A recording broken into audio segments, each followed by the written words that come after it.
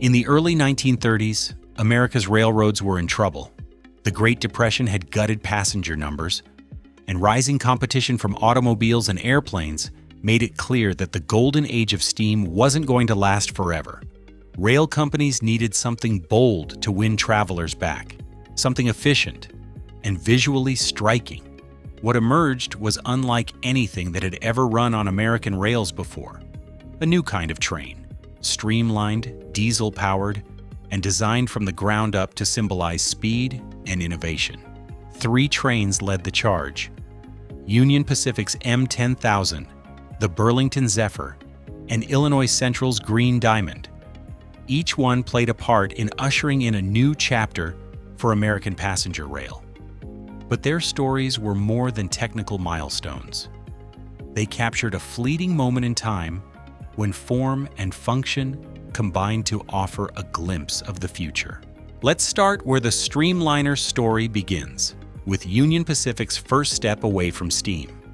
By 1933, Union Pacific was experimenting with ways to cut costs and modernize its fleet. Steam locomotives were powerful, but expensive to run and maintain. Their future wasn't guaranteed. So UP turned to the McKean Motor Car Company, which had built self-propelled rail cars using gasoline engines. While crude by modern standards, these lightweight trains gave Union Pacific a foundation for something bigger. UP President Averell Harriman approached Pullman Standard with an ambitious request: design a completely new passenger train from scratch. An entire articulated train set made of lightweight materials and powered by a compact internal combustion engine. The goal was to reduce weight, improve speed, and simplify operations. The result was the M10000, the first true streamliner in American railroad history. Built using aluminum alloy and designed with aerodynamics in mind, the M10000 had a sleek, tapered nose and a continuous car body that flowed from engine to tail. It was powered by a 600-horsepower Winton 191A distillate engine, and its top speed reached around 120 miles per hour, faster than nearly any other train at the time. Before entering service, the M10000 embarked on a national publicity tour in 1934. It covered over 13,000 miles and was seen by more than 1 million people, including President Franklin D. Roosevelt. It was later displayed at the 1934 World's Fair in Chicago, where it shared the spotlight with the Burlington Zephyr. After the tour, the train entered regular service in early 1935, running between Kansas City, Missouri, and Salina, Kansas. UP branded it the Streamliner, and it was a sensation. Newspapers ran stories, crowds gathered to watch it pass, and rival railroads began drafting plans of their own. Union Pacific ordered several more units based on the design, M10001 through M10006, each one slightly improved. But despite the early excitement, the M10000 had a problem. Its aluminum frame, though lightweight, was too soft for daily heavy use. Stress fractures and wear appeared sooner than expected. When the engine required major repairs in the early 1940s, Union Pacific decided it wasn't worth fixing. In 1941, after nearly 1 million miles in service, the M10000 was scrapped.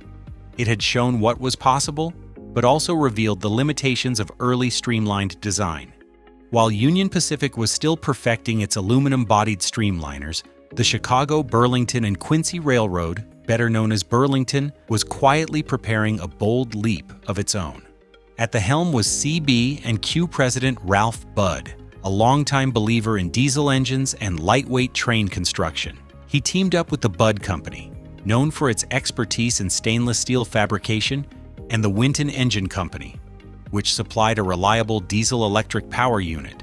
Together, they set out to build a train that would solve many of the problems the M10000 had exposed. In May 1934, their creation was unveiled: the Burlington Zephyr, named after Zephyrus, the Greek god of the west wind.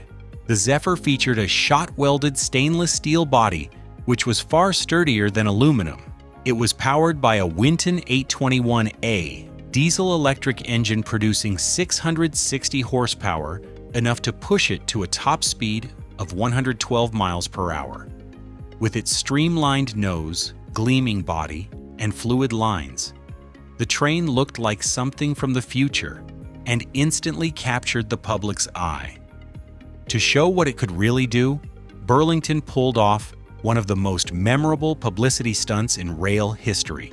On May 26, 1934, the Zephyr made its legendary dawn to dusk run from Denver to Chicago, more than 1,000 miles in just 13 hours and 5 minutes.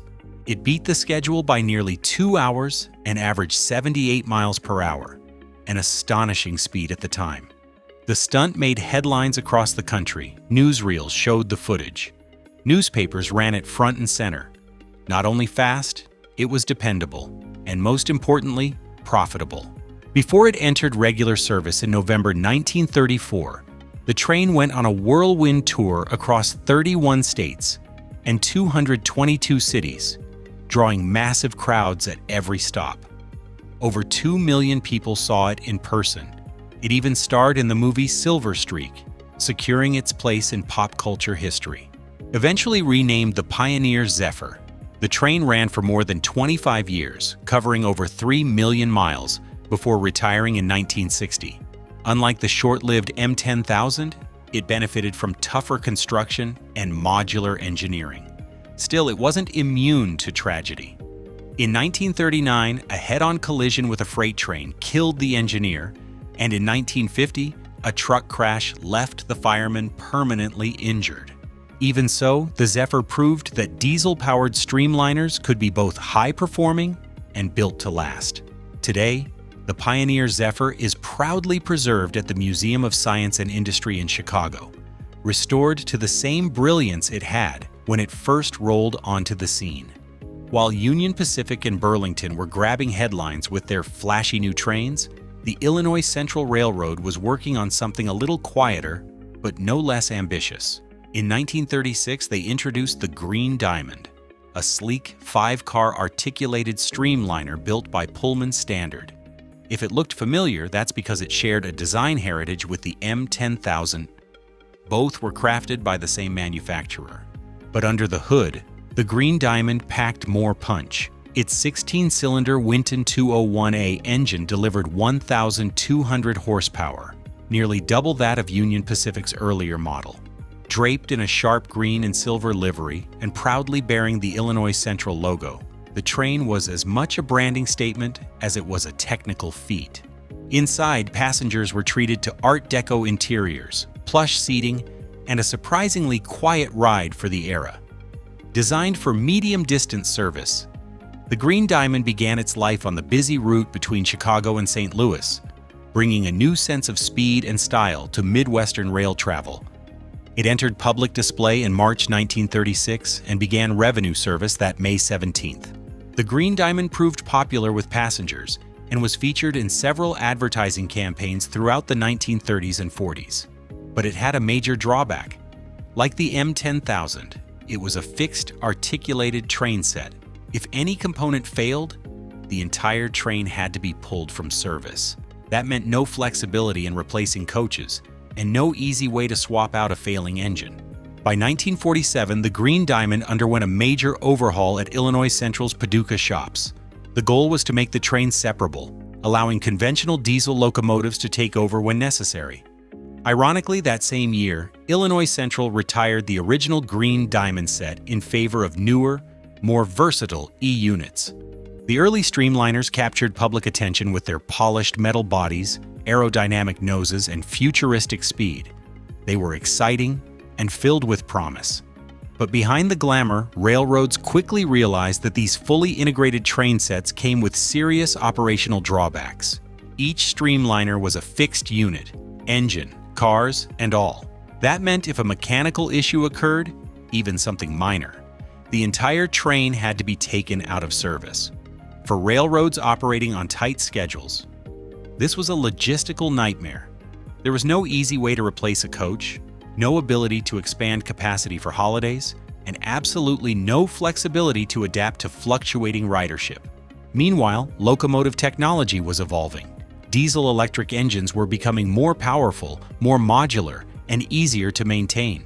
Trains like the EMD E5, E7, and later the GP7 road switchers offered railroads something far more practical: the freedom to attach and detach cars as needed. Repairs could be done on individual units instead of sidelining an entire train. By the end of the 1940s, the benefits of the Streamliners no longer outweighed the headaches. Newer diesel became far easier to manage. The Streamliner era faded, not because it failed, but because the industry evolved past it. Although the original Streamliner train sets didn't survive in large numbers, their legacy runs far deeper than what remains on display. These trains marked the beginning of diesel-electric passenger service in the United States, offering a clean and modern alternative to the grime and labor-intensive maintenance of steam locomotives. They shifted the entire direction of railroad development. The M10000, Pioneer Zephyr, and Green Diamond all played a role in proving that lightweight, streamlined trains could be pretty fast and quite efficient. They captured the public imagination at a time when railroads needed it most. More importantly, they gave railroad executives hard data, reduced fuel costs, increased reliability, and also the ability to attract riders again. Though the M10000 and Green Diamond were eventually scrapped, the Pioneer Zephyr was preserved and now resides at the Museum of Science and Industry in Chicago, restored to its original sheen. Other sets like the Mark Twain Zephyr are currently being refurbished by private collectors and museums. Their influence also lives on through Amtrak's California Zephyr, which still runs a scenic route between Chicago and the West Coast, an echo of the very train that once raced across the plains in 13 hours. These Streamliners may be gone from the timetable, but they're etched into the history of American rail. The Streamliners marked a turning point. They were a symbol of transformation. In a time when railroads were desperate for innovation, these trains offered a glimpse into what was next. Some ran for decades. Others vanished in just a few years, but all three, the M10000, the Burlington Zephyr, and the Green Diamond, played a role in reshaping American railroads forever. If you enjoyed this video on railway history, hit that like button and subscribe to Industrial Crafts. And if you've ever ridden a Streamliner or seen one up close, drop your story in the comments. We'd love to hear it. Thanks for watching, and we'll see you next time.